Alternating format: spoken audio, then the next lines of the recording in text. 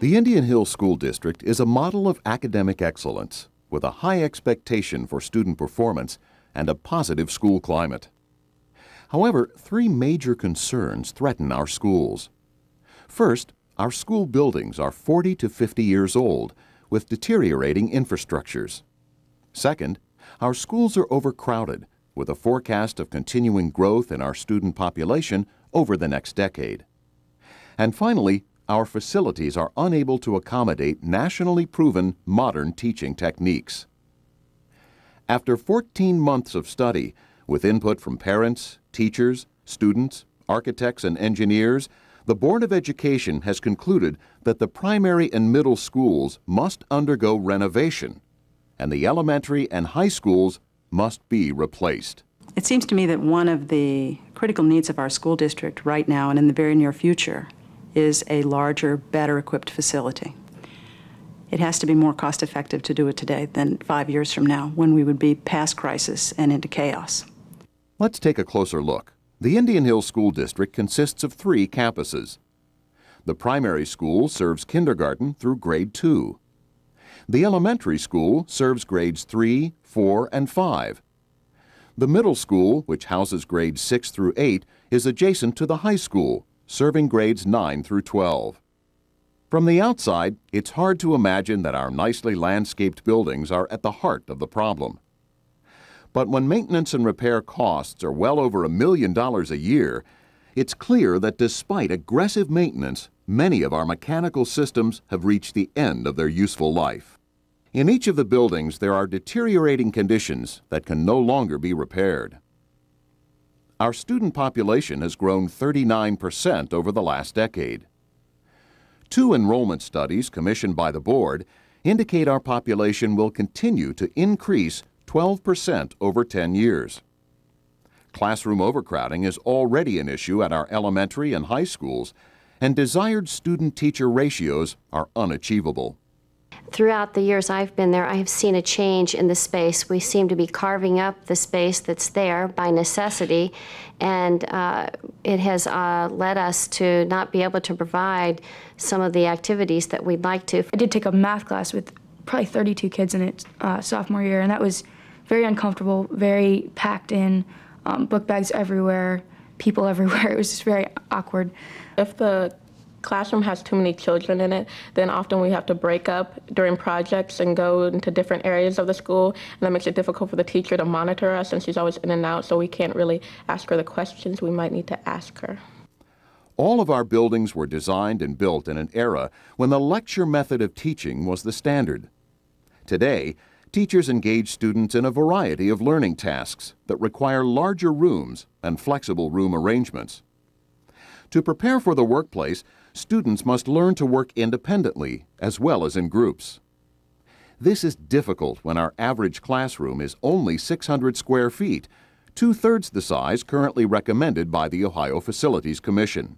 When I first started teaching at the elementary school, I had 21 students in my class. Now I have, on average, about 25 students in my class, which is an increase of almost 25%.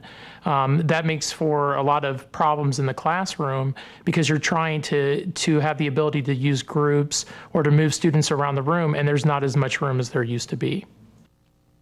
Educators know that technology needs to be fully integrated into each classroom as a learning tool. But deficient electrical service and wiring, combined with insufficient space, make bringing more technology into the classroom impossible. We really need to be able to make these classrooms flexible in terms of space. Those classrooms are too small to accommodate technology, especially in the high school. By today's standards, these students should be using these resources and these tools in their classroom on a daily basis. Crowded hallways, small lockers, and inadequate storage areas interfere daily with student life. The art teacher has her room, and because of lack of space in her room, we have drying racks and art projects all out in the hall, which really inhibits the children from making a safe passage, I think, down the hall. The hallways are not very wide at all, and there's a large number of people, particularly in the higher traffic areas, in the interior hallway between the two halls. It's really difficult to get around people. There are at least 2 labs in this school that I think are really grossly inadequate even by average standards. They have water leaks, they have ventilation problems that have been patched over in the last few years. The science and language labs are far behind the sophistication of today's curriculum. The primary school, built in 1957, recently had an 8-room addition. By updating some of its mechanical systems, expanding the cafeteria, and providing a multi-purpose room, the primary school will be poised to meet the needs of students for the next 20 years. The cost of renovating the primary school is $3 million. The elementary school, built in 1950, is the oldest of our buildings and has outlived its useful life. Antiquated boilers and electrical systems are obsolete, and replacement parts are no longer available. Classrooms are overcrowded, and there are not enough of them. Courses without designated classrooms are taught from a cart. The cost to replace old building systems and add needed classrooms would be 70% of the cost of a new building and would extend the life of the elementary school only 20 years. The board is recommending a new elementary school with an estimated useful life of 40 to 50 years. The cost would be $14.3 million. The middle school was built in 1963. Last year, 6 rooms were added and the science labs were updated. While additional space is still needed to accommodate increasing enrollment, a practical solution would be to capture space from the current high school and renovate it. The cost of renovation and system updates to the middle school would be $3.2 million. The high school is almost 40 years old. Its mechanical systems present the greatest challenge because the original design and construction make continued repair impractical. As a teacher here for 33 years and as a resident in the district, I know that we need this building. I don't think the high school can be repaired or we can add to it. I don't think there's enough substance to it that we could add to it. Already grappling with crowded, undersized classrooms, the high school is expected to have an additional 170 students by 2009. Here, the issues of small classroom size and a serious shortage of designated classrooms for all teachers are most acute. Well, in my physics class last year, we started the year with, I believe, 28 people.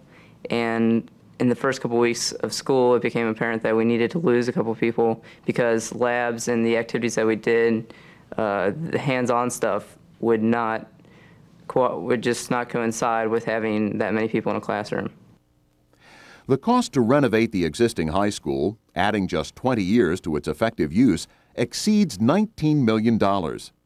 A new high school, designed to meet our needs for the next 40 to 50 years, is recommended at a cost of $21 million. The Commons building is adjacent to the high school and houses our beautiful auditorium and gymnasium. The Commons buildings requires upgrades for deteriorating siding, aging lighting and sound systems, and seating. The art and photography departments are also located in the Commons and require specialized studio space, which will also alleviate overcrowding. It's very crowded. I mean, we can barely stand, right in your own space. At a couple of times during the year, I crawled under tables to get across the room. Finally, our bus transportation facility near the elementary school needs additional bus parking and updated maintenance bays. Public parking, traffic flow, and pedestrian safety would be addressed with careful site planning at all schools. The bottom line is, we have 2 choices. Continue to spend millions of taxpayer dollars on short-term repairs, or invest in real solutions for the long-term needs of our district. The cost of implementing these solutions is $49.6 million. This represents an investment in our community, one way to ensure that the value of our real estate remains strong. People will pay to come in this area. They'll pay the extra money for the school system. If, in fact, we don't pass the levy, the property values will go down. And so if you don't have children in the area, it's an investment. You can pay a little bit more in taxes to see a substantial increase in your property values, and it all goes into the portfolio. As a village resident, I do certainly discussed this issue with my neighbors as I have passed levies and other things. It is definitely crunch time. We just have too many kids here. I tell my neighbors all of that. I really think that they need to know how good we are, but they need to know how much better we could be. Please vote for Indian Hill Schools on November 7th.